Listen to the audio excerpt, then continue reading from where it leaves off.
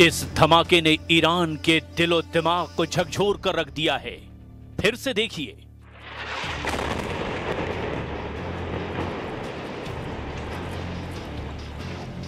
Lebanon में गिराए गए इस बम पर नेतन्याहू के दस्तखत थे। इस धमाके से निकले काले धुएं में ईरान को इजराइल का नया युद्ध नजर आ रहा है। इस धमाके ने ईरान को एहसास दिला दिया है कि हिजबुल्लाह की आड़ में इजराइल पश्चिम एशिया में गाजा से भी बड़ा युद्ध करने जा रहा है, जिसका असली मकसद ईरान से जंग है। इजराइल हिजबुल्लाह और हमास की आड़ में दक्षिण लेबनान पर बम बरसा रहा है।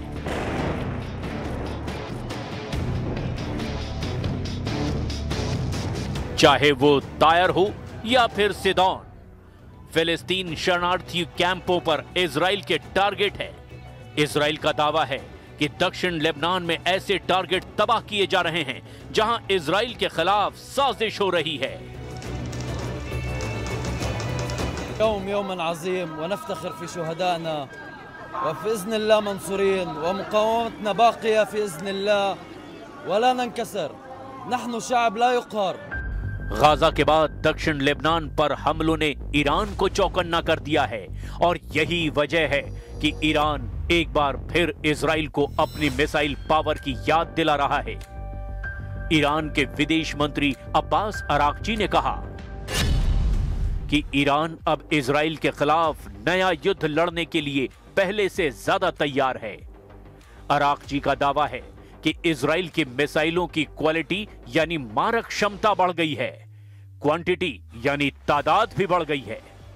अराक्ची ने कहा कि जून में हुए 12 दिन के युद्ध से ईरान ने बहुत कुछ सीखा है। उसे इजराइल की कमजोरियां पता है, उसे इजराइल की ताकत पता है और दुश्मन को भी पता चल गया है कि अगला हमला हुआ तो वो बचेगा नहीं।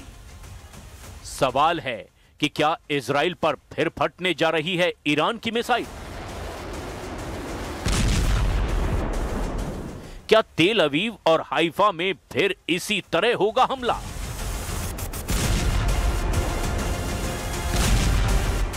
क्या ईरान की मिसाइलों के आगे फिर ढह जाएगा इजराइल का डिफेंस सिस्टम? इजराइल पर ईरान के हमले को लेकर बार बार चेतावनी जारी हो रही है। ईरान के विदेश मंत्री से पहले ईरान में सर्वोच्च नेता अली खामनेई के नए कमांडर ऐसे ही हमलों को लेकर आगाह कर चुके हैं।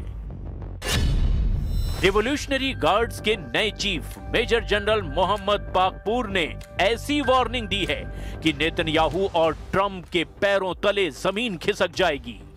ऐसा दावा ईरान में किया जा रहा है।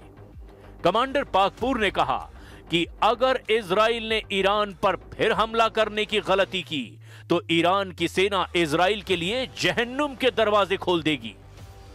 मेजर जनरल पाकपूर की वार्निंग बता रही है कि ईरान ऑपरेशन टू प्रॉमिस 4 को अंजाम देने के लिए पूरी तरह तैयार है। मेजर जनरल मोहम्मद पाकपूर बड़े धाकड़ कमांडर माने जाते हैं। उनको मेजर जनरल हुसैन सलामी की मौत के बाद IRGC का कमांडर बनाया गया। मेजर जनरल हुसैन सलामी की मौत 13 जून को इजराइल के हमले में हुई थी और उसके बाद से पाकपूर IRGC की कमान संभाल रहे हैं। इजराइल के खिलाफ 12 दिन तक मिसाइल अटैक करने के बाद जब युद्ध विराम हुआ तो मेजर जनरल पाकपूर ने क्या कहा था, इसे भी जरा गौर से देखिए। दस्तشون روی ماشه است اگر خطایی از طرف دشمن صورت بگیره حتما مثل 12 روز گذشته مقابله مثل جانانه انجام خواهیم داد. در دفاع از این کشور ما لحظه‌ای به خودمون تردید راه نمیدیم. ईरान की मिसाइल लगातार लॉन्च पैड पर तैयार है। कमांडर पाकपूर ने बहुत साफ साफ कहा कि हमारी अंगुली मिसाइलों के ट्रिगर पर है और खामनेई से भी उन्हें सिग्नल मिल चुका है कि इस बार इजराइल ने हमला किया तो कोई रहम ना दिखाया जाए। इजराइल की नई टेंशन यह है कि ईरान का दावा है कि उसने अभी तक अपनी सबसे खतरनाक मिसाइलों को इस्तेमाल ही नहीं किया है।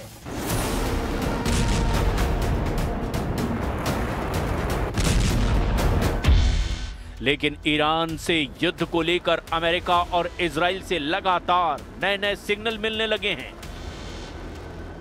इजराइल पर हुए हमलों में जिन मिसाइलों ने तबाही मचाई है उनकी लिस्ट भी देख लीजिए, क्योंकि यही अब तक नेतन्याहू के लिए सबसे बड़ी परेशानी बनी हुई है। इनमें सबसे खतरनाक फत्ता-1 और खैबर शिखर मिसाइल शामिल है। इसमें कद्र और इमाद मिसाइल भी शामिल हैं। फत्ता हाइपरसोनिक मिसाइल की रेंज 1400 किलोमीटर है। खैबर शिखर मिसाइल की रेंज 1450 किलोमीटर है। कद्र मिसाइल की रेंज 2000 किलोमीटर तक है और इमाद मिसाइल की रेंज 1700 किलोमीटर है। मिसाइलों को लेकर ईरान की तरफ से ऐसी वार्निंग इसीलिए आ रही है क्योंकि नेतन्याहू और ट्रंप का रुख ईरान को लेकर काफी सख्त देखा जा रहा है।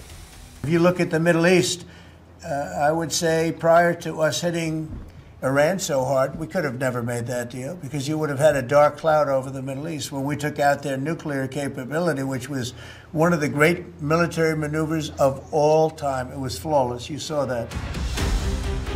ट्रंप और नेतन्याहू दोनों जानते हैं कि इजराइल पर ईरान की जितनी मिसाइल गिरी, ऐसे हर धमाके ने इजराइल के मिसाइल डिफेंस सिस्टम का पुर्जा ढीला कर दिया। तेल अवीव से लेकर हाइफा और अशदोद से लेकर बेन गुरियन हवाई अड्डे तक हर मिसाइल हमले ने नेतन्याहू को ईरान पर नया प्लान बनाने पर मजबूर कर दिया। यही वजह है कि नेतन्याहू ने ईरान को घेरने के लिए अब नई तिकड़म लगाई है। नेतन्याहू ने कहा है कि ईरान के मिसाइल कार्यक्रम पर रोक लगनी चाहिए और उसे 480 किलोमीटर से ज्यादा रेंज की मिसाइल नहीं बनाने दिया जाए। मतलब साफ है कि नेतन्याहू ईरान की उन मिसाइलों से घबरा गए हैं जो 1500 किलोमीटर या उससे ज्यादा रेंज रखती हैं, क्योंकि ईरान और इजराइल की दूरी भी 1500 से 1800 किलोमीटर की रेंज में है।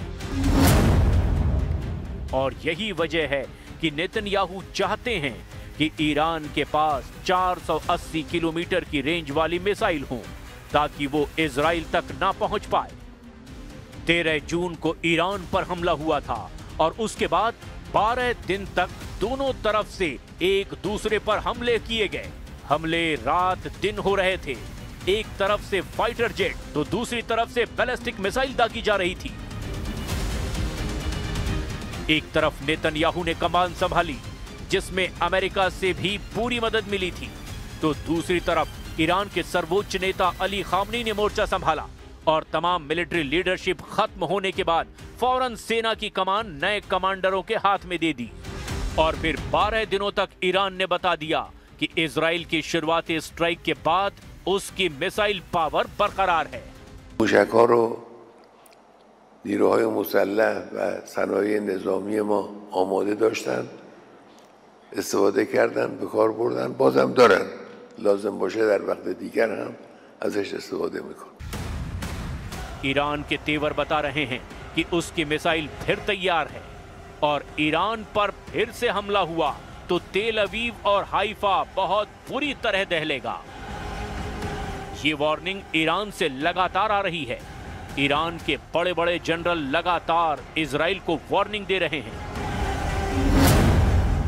ईरान के मेजर जनरल याह्या रहीम सफ़वी, जो सर्वोच्च नेता अली खामनेई के सलाहकार भी हैं, उनका दावा है कि ईरान के पास हजारों मिसाइल और ड्रोन हैं जो खुफिया ठिकानों पर रखे गए हैं और अगर ईरान पर हमला हुआ तो इन सब को इस्तेमाल किया जाएगा। यानी कह सकते हैं कि ये वार्निंग सीधे अली खामनेई की तरफ से आई है।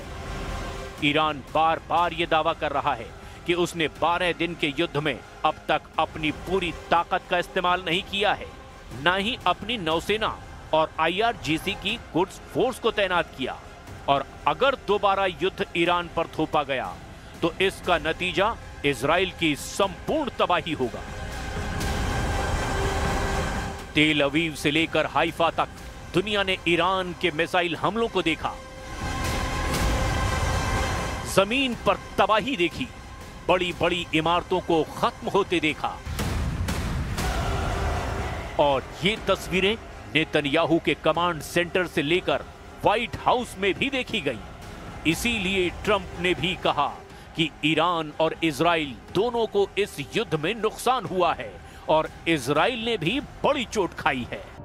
विदेश मंत्री से लेकर IRGC के कमांडर तक ईरान के तेवर देखकर इजराइल और अमेरिका में हड़कंप मचना तय है, क्योंकि ईरान के विदेश मंत्री ने रूस को लेकर भी ऐसी बात कह दी है जिसका मकसद तेल अवीव से ज्यादा व्हाइट हाउस को तनाव देना है। अब्बास अरागची ने कहा कि रूस से लगातार मदद मिली है और अब ईरान और रूस के रिश्ते सामरिक रिश्तों की गहराई उनके दुश्मनों को परेशान कर देगी। टाइम्स ऑफ इजराइल में छपी ये खबर भी नेतन्याहू को तनाव देने वाली है, जिसमें बताया गया कि ईरान के परमाणु वैज्ञानिक साल 2024 में रूस के खुफिया दौरे पर गए थे। ये दौरा 7 से 11 नवंबर के बीच हुआ था।